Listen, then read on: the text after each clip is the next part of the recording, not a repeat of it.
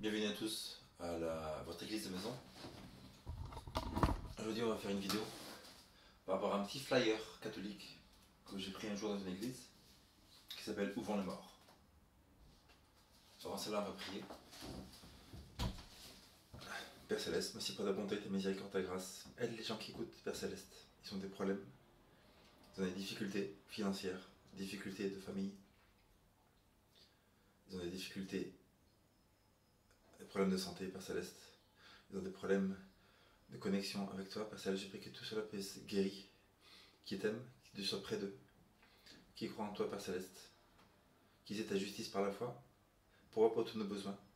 Donne-nous l'indépendance financière, Père Céleste, pour nos besoins relationnels, Père Céleste. Aide-nous à te dire dans ce monde qui est totalement corrompu par cette nouvelle religion de l'athéisme et de l'adoration du moi, Père Céleste. Qu'on puisse comprendre ta parole aujourd'hui. Au nom de Jésus, Amen. Le premier argument qu'on va faire, est-ce qu'il y a de la lumière? Le premier argument qu'on va faire aujourd'hui, c'est sur la théorie de l'évolution. La théorie de l'évolution nous dit que tout vient du simple au complexe. On a une cellule, elle se développe, elle se développe, elle se développe. Et aujourd'hui, les enfants, nous aussi, nous sommes des êtres humains qui, il y a des milliards d'années, venant d'une cellule qui est sortie de la soupe tomate primordiale. Les enfants, vous écoutez. Jean-Pierre, as-tu appris la leçon? Oui. On vient de quoi? Professeur, t'as dit on vient d'une cellule et des millions d'années. T'es sorti de la soupe. Oui, la soupe. La soupe. Tu l'aimes la soupe, tu l'aimes pas la soupe. Ah, tu la bois, la soupe tomate, la soupe aux champignons, la soupe céleri. Tu la bois, la soupe primordiale tomate qui a explosé des millions d'années. Fait par Knorr. Knorr, la marque déposée de la sélection naturelle. Knorr. Sélection naturelle. Tu fais des business. Je sélectionne. Je fais des soupes. Et j'ai vendu ma soupe. Knorr, soupe aux carottes, achetée 2,99 €. Réduction dans tous vos médias européens, américains. La soupe tomate. Knorr. Darwin Core. D'après la théorie de l'évolution, tu viendrais du simple au complexe. C'est pour ça qu'on peut prouver que cette théorie n'est pas scientifique. Dans la cellule, il y a une partie qui s'appelle le Bacteria flagellum. Ce Bacteria flagellum a plus de centaines de parties, de composantes différentes, extrêmement complexes. Le Bacteria flagellum a des tours minutes qui font des milliers de tours minutes par seconde, même je crois. C'est une vitesse monumentale, une complexité incroyable. Et l'engrenage de toutes les parties, c'est tellement complexe, pire qu'une navette spatiale. D'après l'évolution, cette machine-là, qui a besoin d'avoir toutes les parties ensemble pour marcher, aurait évolué. La question c'est celle-ci. Comment une machine aussi complexe peut marcher sans que toutes les pièces, les composantes soient mises ensemble, toutes les unes avec les autres? Hein, ça n'est pas possible. On a un moteur de voiture. Le moteur de voiture, on débranche un fil, le moteur ne marche plus. Le moteur de voiture, on enlève les cylindres, ça ne marche plus. On enlève la pompe à eau, ça ne marche plus. Donc on voit très bien qu'il y a des centaines de composantes compliquées qui, toutes ensemble, va faire que le moteur marche. Et s'il y a une des parties du moteur qui n'est pas présente, le moteur ne peut pas être vivant ou marcher.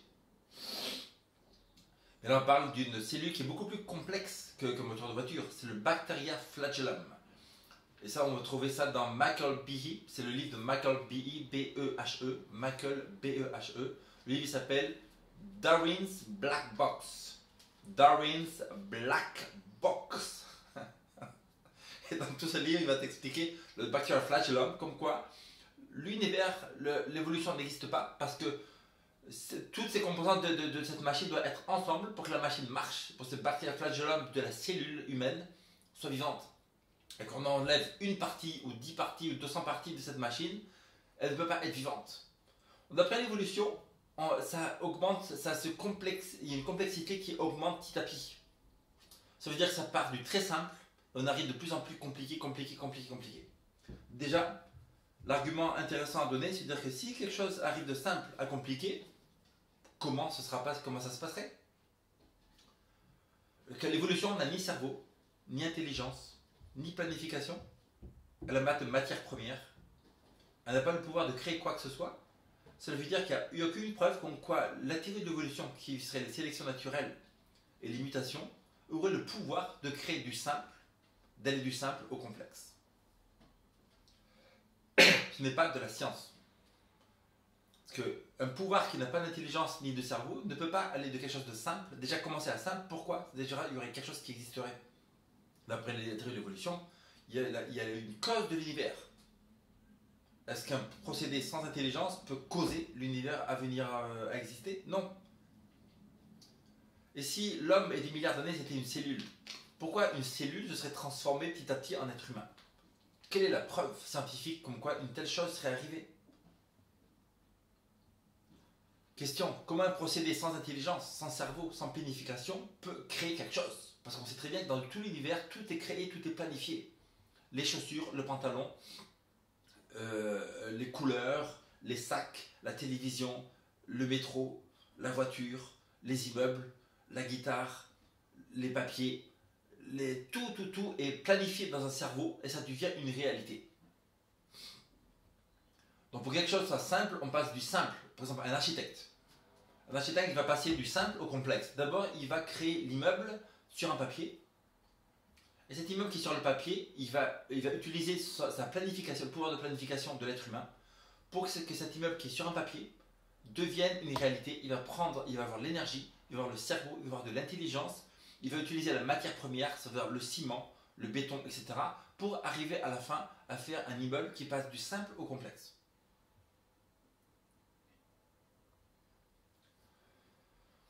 Une autre question importante qui prouve que l'évolution n'est pas de la science, c'est-à-dire que si cette machine-là ne peut pas exister, vivre sans que toutes les parties soient ensemble, en même temps, arrivent en même temps et soient toutes enclenchées et mises ensemble pour que cette bactérie à flagellum vive et fasse vivre le corps humain.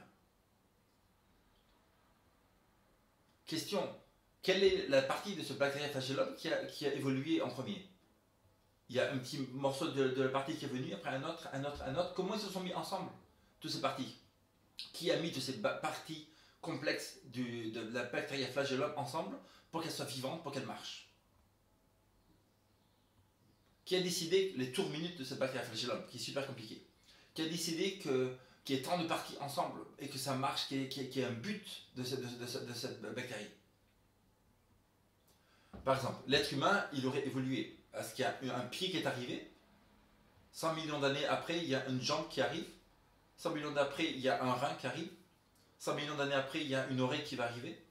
100 millions d'années après, il y a les cheveux qui arrivent. 100 millions d'années après, il y a le genou qui arrive. Mais non, ça ne va pas marcher, parce que l'être humain doit avoir beaucoup de parties ensemble pour qu'il soit vivant. Sans les reins, on ne peut pas vivre. Sans le cœur, on ne peut pas vivre. Sans le système digestif, on ne peut pas vivre. Sans le cerveau, on est mort. C'est-à-dire qu'il y a beaucoup de parties ensemble qui doivent être ensemble au même moment pour que l'être humain vive. Le pied tout seul ne vit pas. Le cœur tout seul ne vit pas. Une main tout seul ne vit pas. Une oreille tout seul ne vit pas. Il faut qu'il y ait toutes les parties ensemble, la plupart des parties ensemble pour que l'être humain devienne un être vivant. Comment une jambe toute seule aurait vécu sans avoir le sang, la circulation du sang? N'est-ce pas? Donc ça prouve très bien que la théorie de l'évolution est une aberration totale. C'est pas de la vérité, c'est une folie. On va passer à ce petit flyer qui s'appelle Où vont les morts?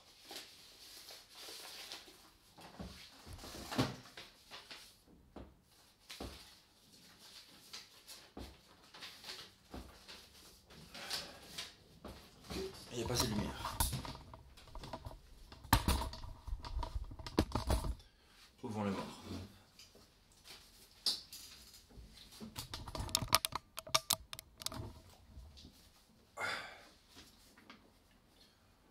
Quant à la vie, que j'ai pas lire. Quand la vie se retire et que le grand calme de la mort plane sur celui ou celle que l'on a connu de vivant, c'est le choc. On se demande avec inquiétude, mais qu'en est-il? Est-ce bien normal? Comment croire que toute la vie s'arrête, que l'amour ne puisse plus être partagé, que la personne que l'on a connue va disparaître définitivement dans le néant. Beaucoup de nos contemporains ne croient pas en la résurrection telle qu'elle est décrite dans la foi chrétienne, mais ils pensent qu'ils reverront leur bien-aimé. En attendant, de grandes questions demeurent. Où sont-ils? Comment vivent-ils ce temps d'attente des retrouvailles? Peut-on leur parler? Peut-on entrer en contact avec eux, les rejoindre? Peuvent-ils faire quelque chose pour nous? La tradition chrétienne, c'est pas une tradition. Ils disent tradition chrétienne, c'est une vérité chrétienne. C'est pas tradition. Il n'y a pas de tradition. Si c'est de la tradition, c'est faux. Jésus il a dit qu'en vain vous m'adorez en suivant vos traditions. C'est pour ça qu'il dit c'est tradition. Hein? Il n'y a pas de tradition, c'est la vérité ou l'erreur. Dans la vie, c'est ou vrai ou faux. À moins qu'on parle de goût personnel, ça c'est autre chose. Ça veut dire que t'aimes le rouge, t'aimes le bleu, t'aimes le rap, t'aimes le métal, t'aimes les tomates, t'aimes pas les tomates. Ça c'est un goût personnel. Mais quand on parle de sujet absolu, ça veut dire que Dieu existe, Dieu n'existe pas. C'est ou vrai ou faux. Par exemple, si on veut dire est-ce qu'il faut s'arrêter au feu rouge en France, c'est ou vrai ou faux. Des gens peuvent faire une communauté qui croit que nous, on croit qu'il faut passer au rouge. La communauté, ils se rencontrent chaque semaine et tout. Ils font des meetings et tout. Nous sommes les passeurs du rouge, lespasseursdurouge.com. Bienvenue. On passe au rouge. On croit que le rouge n'est pas bon pour la société actuelle. Ça fait ralentir les gens. Il faut passer le rouge. C'est leur croyance. Il n'y a pas de croyances comme ça. C'est ou vrai ou faux. L'islam, ça vient de Satan. L'islam, ça vient de Dieu. La religion actuelle de l'occidentalisme, comme le christianisme, comme l'islamisme et occidentalisme est une religion. Ou c'est vrai, ça vient de Satan, ou ça vient de Dieu. Il n'y a pas de juste milieu.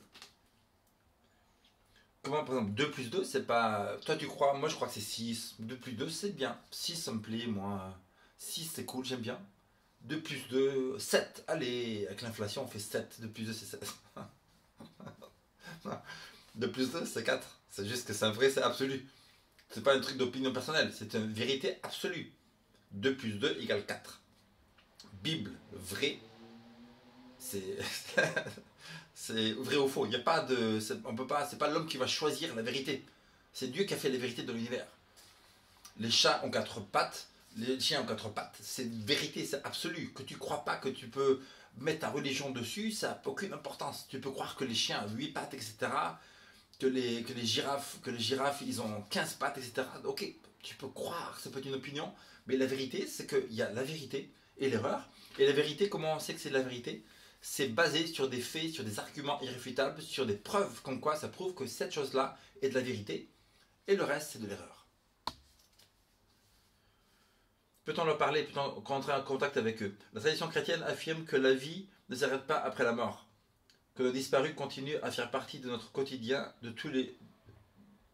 et que tout ressusciteront dans notre corps et dans notre âme. Ok, voilà, première erreur. Écrit que les morts font partie de notre quotidien.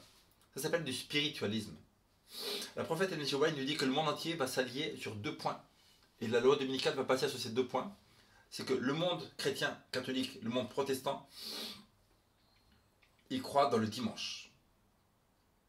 Et il croit que l'immortalité de l'âme, le spiritualisme, que l'âme va partir, et on peut parler aux défunts, aux esprits qui sont là. Ça s'appelle le spiritualisme.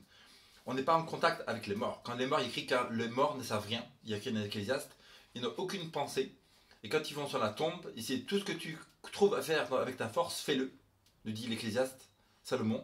Car dans la tombe où tu vas, il n'y a ni pensée, ni œuvre, ni quoi que ce soit.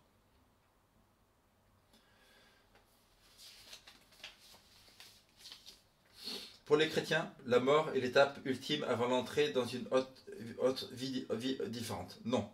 La mort, c'est car l'âme qui péchera, elle mourra. Mais Jésus, comme il est mort sur la croix, il a le pouvoir maintenant, il peut nous faire ressusciter ceux qui sont morts en Christ pour leur donner la vie éternelle. N'est-ce pas? Nous sommes des humains, nous sommes des mortels. Dieu est immortel et nous sommes mortels. Un Thessalonicien nous dit, et ce jour-là, Jésus nous sera revêtu d'immortalité. On n'a pas l'immortalité maintenant, on sera revêtu d'immortalité, on est mortel aujourd'hui. Il y a dans 1 Thessaloniciens, Dieu seulement qui a l'immortalité. 1 Thessaloniciens, Dieu seulement qui est immortel. Cette conviction s'appuie sur l'expérience des amis de Jésus, appréciée aussi sur les apôtres. En fait, après sa crucifixion, ils l'ont revu plusieurs fois. Ils ont pu le toucher, lui parler, manger avec lui. Ce n'était ni un fantôme, ni un revenant, etc. Donc là, il parle de Jésus pour comparer à eux. Le problème, c'est que Jésus est Dieu. Et nous ne sommes pas des dieux. Nous sommes des humains. Donc Jésus est immortel parce qu'il est Dieu. Donc quand Jésus est mort sur la croix, Jésus, Dieu, n'est pas mort sur la croix. Hein? Dieu ne peut pas mourir. Il est écrit dans Hébreux chapitre 1, car Jésus a pris la similitude de la chair humaine. Il a pris la similitude de la chair humaine. C'est comme toi, tu es un être humain, il neige, tu vas prendre une capuche. Tu vas prendre une similitude d'apparence prêtresse. Des gens qui croient dans Odin, etc. Ça veut pas dire que tu deviens un dieu Odin. C'est-à-dire que tu mets une capuche, tu es toujours un être humain, mais tu perds une apparence autour. Il y a des gens qui s'amusent à mettre des trucs de lions autour d'eux, etc. Ils ne deviennent pas des lions, ils prennent l'apparence de lion. Hein? Dieu est toujours Dieu, mais Jésus a pris l'apparence humaine, il a pris un corps humain. Donc il a pris l'humanité 100% humain, mais il n'a jamais perdu sa divinité. Et quand Jésus est mort sur la croix, c'est Jésus divin a ressuscité le Jésus mortel qui est mort. Mais il était différent. D'ailleurs au départ, il ne le reconnaissait pas. C'est à sa voix, à son regard, ses gestes qu'il savait qui c'était. Et lui, raconté dans les évangiles, ces moments d'intimité avec Jésus ressuscitent son criant de vérité. Jésus était vivant. À sa suite, tous les hommes auront droit aussi à cette vie nouvelle.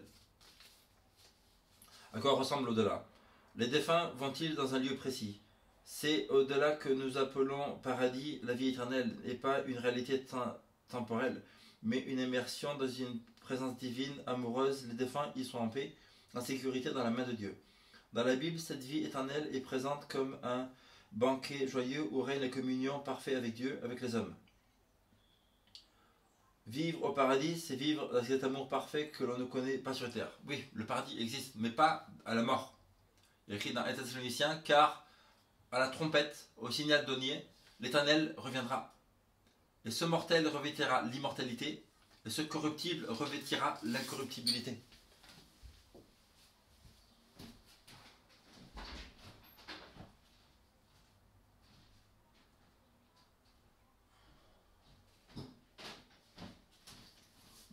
C'est 1 Corinthiens 15, non?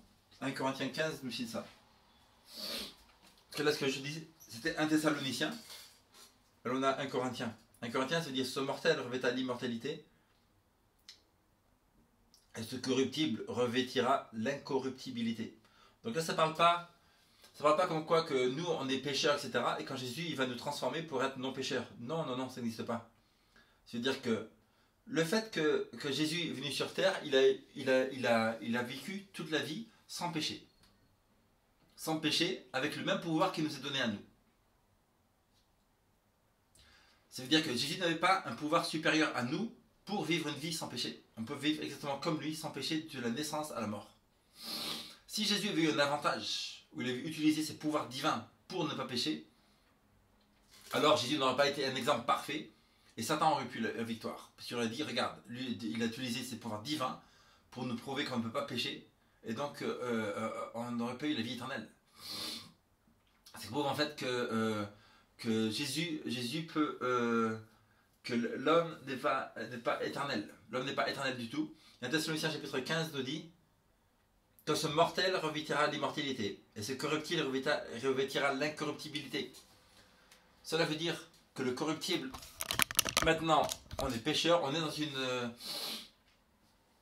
on est dans l'approbation. L'approbation, ça veut dire que Jésus nous sanctifie maintenant, pour être prêt pour aller au paradis. Parce que si on a des péchés, on ne peut pas aller au paradis. Il y a écrit dans Apocalypse 1, 2 et 3, à celui qui vaincra, il faut vaincre le péché. Donc aujourd'hui, on tombe tous les jours, mais un jour, il faut avoir la victoire pour aller au paradis. Parce que Jésus, quand il va revenir, il ne va pas changer ce péché, il ne va pas enlever le péché. Ce corruptible revêtira l'irrécorruptibilité. Ce corruptible, le corps mortel, il va revêtir un corps parfait comme avait Adam. Ce mortel va revêtir l'immortalité. Il n'y a pas écrit que Jésus va enlever le péché, l'envie de faire du mal. Si c'était le cas, si Dieu pouvait enlever le péché dans nous, il sauverait tout le monde sur terre. tout le monde sur terre, il pourrait les ressusciter et donner le pouvoir dans leur cœur de dire tiens, je t'enlève le péché.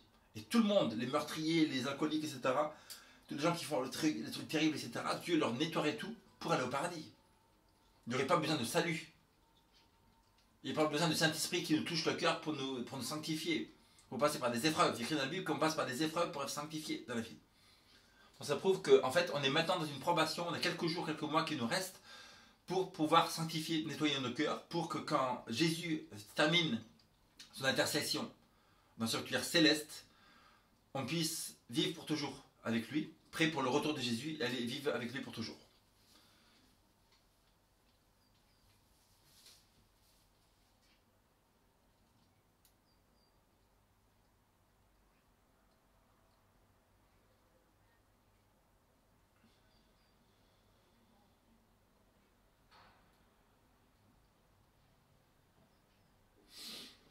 Verset 54. Mais quand ce corps corruptible aura revêtu l'incorruptibilité, quand ce corps mortel aura revêtu l'immortalité, alors s'accomplira la parole de l'Écriture. La mort a été engloutie dans la victoire. Où est, ô mort, ta victoire? Où est, ô mort, ton aiguillon? Or l'aiguillon de la mort, c'est le péché, tandis que la puissance du péché, c'est la loi. Hein? La loi existe à cause de... Le péché, la mort existe à cause du péché. Le péché existe à cause de la loi. Donc s'il n'y avait pas les 10 commandements, il n'y aurait pas de péché. S'il n'y avait pas de péché sur terre, il n'y aurait pas de mort. Pourquoi? Parce que Romains 6, 23, car le salaire du péché, c'est la mort. S'il n'y avait pas de péché, il n'y aurait pas de loi, 10 commandements, donc on serait libre de faire tout ce qu'on veut. Donc il n'y aurait pas eu besoin que Jésus meure sur la croix, il n'y aurait pas besoin de Bible, de prêtre, de quoi que ce soit. Tout le monde irait au paradis, s'il n'y a pas de loi. S'il n'y a pas de loi, donc tout le monde pourrait rentrer librement dans les paradis célestes. Mais comme il y a une loi, 10 commandements, les 10 commandements sont cassés par les gens, donc ils deviennent péchés. Et si on pêche, la loi irréfutable de l'univers, c'est qu'on le péché, c'est la fin, c'est la mort. Mais quand Jésus va ressusciter tous les gens qui seront incorruptibles, comme il n'y aura plus de péché, il n'y aura plus de mort. Non pas que les gens vont être forcés à ne pas pécher, mais quand on sera au paradis, on verra que tout ce qui s'est passé sur terre, c'était tellement terrible qu'on sera scellé pour ne plus pécher, pour l'éternité. On verra pour toute l'éternité les marques dans les mains de Jésus. Tout ce qu'il a souffert sur terre, il est venu sur terre pour mourir et pour souffrir pour la transgression du péché, pour qu'on puisse recevoir la vie éternelle. Et donc, c'est un scellement, comme le Nouveau Testament nous dit, mais l'Ancien Testament nous parle du sceau de Dieu et de la marque de la bête. Quand les gens vont recevoir la marque de la bête, c'est pas juste, ils vont dire, tiens, je vais au dimanche. Parce que leurs actions de tous les jours, de tous les mois, toutes les semaines, etc., les conversations qu'ils vont eu, toutes les pensées qu'ils ont, etc., les décisions qu'ils prennent, vont être tellement forcées vers l'occidentalisme et la religionisme babylonique, qui vont en fait être scellés pour la marque de la bête. Parce que tout ce qu'ils font pour les jours, ils sont pour les médias. Tous les jours, ils disent j'aime les médias, ils suivent les médias, ils suivent les sociétés actuelles au lieu de suivre Dieu, etc. Donc chaque jour, plus on suit les médias, plus on suit ces prêtres, les grands prêtres du média aujourd'hui, plus on suit la société occidentalisme, qui est de l'intégrisme religieux, avec un dogme spécial, une vraie religion. Ça veut dire qu'il faut, ne pas être raciste. Pas être raciste, ça veut dire qu'il faut mélanger toutes les races. Alors Dieu n'a pas dit de mélanger toutes les races en fait. Dieu il a dit aux juifs, vous restez dans votre juif. Les chrétiens, vous ne vous mélangez pas avec les autres chrétiens. Do not be unequally yoked with unbelievers. La Bible nous dit qu'il ne faut pas être mélangé avec des non-croyants. Il faut rester dans sa croyance. Donc eux ils disent, non, on n'a pas de dogme. En fait non, c'est un dogme total. De croire qu'on mélange tout, c'est un dogme total. D'accepter l'homosexualité, c'est un dogme religieux. Donc on prend tous les dogmes, etc., il n'y a pas avoir de religion, il faut la laïcité, etc. Si on prend tout ça, on trouve que c'est toute une sorte, un groupe de doctrines qui te font une religion. Et j'ai écouté une vidéo aujourd'hui, le monsieur est en train de dire en fait il s'appelle comment? Le petit mage. Le petit mage. Il dit en fait que dans les anciennes religions, les gens ils allaient faire des sacrifices pour expier leurs péchés. C'est ça le truc. Lui dit qu'on ne se rend pas compte, mais les gens ils vont au magasin. la dépense là, de aller acheter la consommation. C'est comme un sacrifice. C'est symbolique parce qu'on rentre dans le magasin. La vendeuse, c'est la prêtresse. On me donne la vendeuse. On donne la carte de crédit. Chut, on expie le sacrifice. On part avec un sac. Le sac, c'est le sacrifice. On rentre à la maison avec l'Holocauste qui est consumé. C'est la religion occidentalisme. On a le prêtre. Après, on a des grands prêtres. C'est les Facebook, c'est les télévisions, etc. Ils nous disent ce qu'il faut, ce qu'il ne faut pas. Comme il est en train de parler aujourd'hui qu'il y a des émissions de télévision, et quand ils invitent quelqu'un, ils ne demandent pas ce que la personne dit. Ce que la personne dit n'est pas important. Mais est-ce qu'il va suivre les dogmes de notre religion, de l'occidentalisme? Il faut faire ci, ça et ça et ça. Est-ce qu'il prêche quelque chose qui est contre notre religion occidentaliste ou non? Cette religion occidentaliste aussi, elle prêche la parole dans le monde entier. C'est-à-dire qu'au Moyen-Âge, il y avait toutes sortes de prédications, etc. Maintenant, c'est pareil, ici, une prédication mondiale de cet occidentalisme qui remplit le monde entier. On voit en Inde, on voit dans les pays musulmans plein de gens qui sont occidentalisés. Qui reçoivent les médias, le pouvoir, le grand pouvoir de ces hauts prêtres, des médias, la télévision, TF1, etc., qui prêchent la parole là, dans le monde entier. Tchou. La parole, la prédication de cette évangélisation, de l'occidentalisation est prêchée et se développe.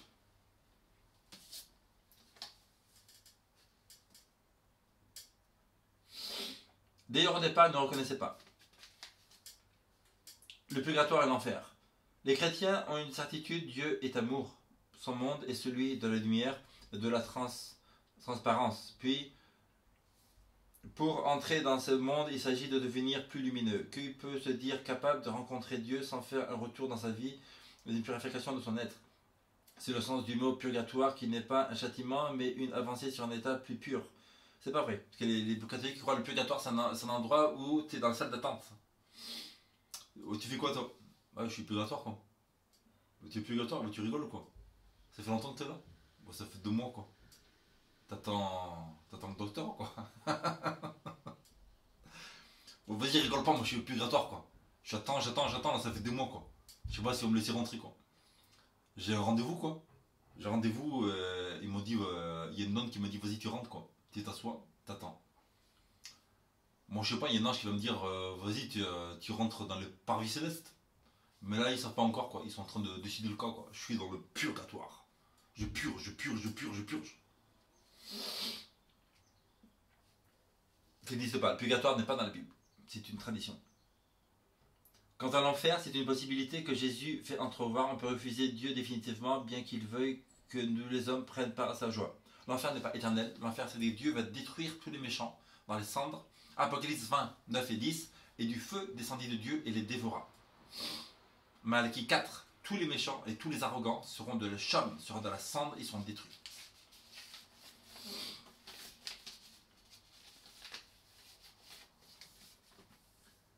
Leurs travaux, les accomplissements le font entrevoir que tous les moments de bonheur ne sont pas perdus et qu'ils ont une valeur pour l'éternité. Il est possible de rejoindre les défunts par la prière. Non. On ne rejoint pas les défunts par la prière.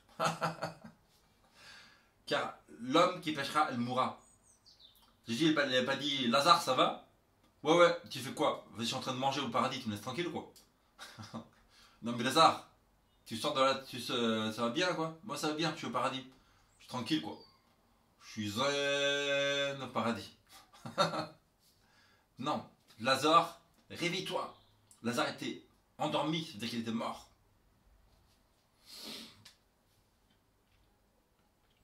On prie avec eux, non.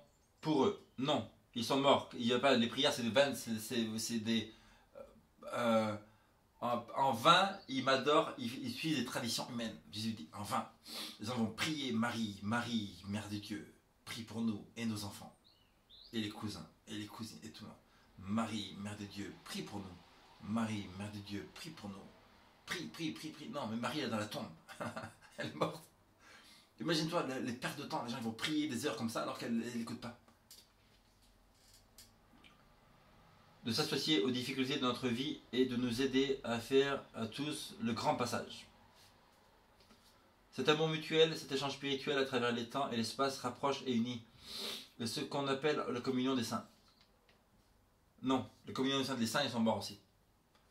Il y a 3 êtres qui sont au paradis. Il y a Moïse, il y a Enoch. Moïse, Jésus, il a combattu le corps avec Satan, il a ressuscité le corps. Enoch, il marchait avec Dieu, il était tellement près de Dieu que Dieu l'a pris au paradis.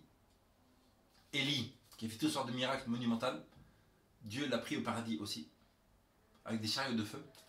Et quand Jésus est ressuscité, il a ressuscité des gens. Il a écrit les prémices de ses fruits, pour que quand la résurrection, ça sera nous tous, tous les gens qui ont été fidèles, sont ressuscités.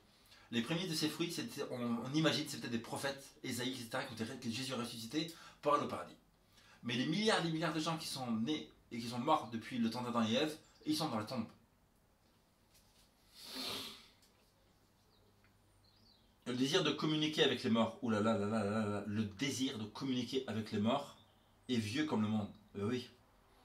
La Bible condamne le recours au spiritisme. 1 Samuel 2, 7 à 20. Oui. D'un côté, ils vont dire qu'on peut prier avec les morts, et là, ils disent qu'il ne faut pas.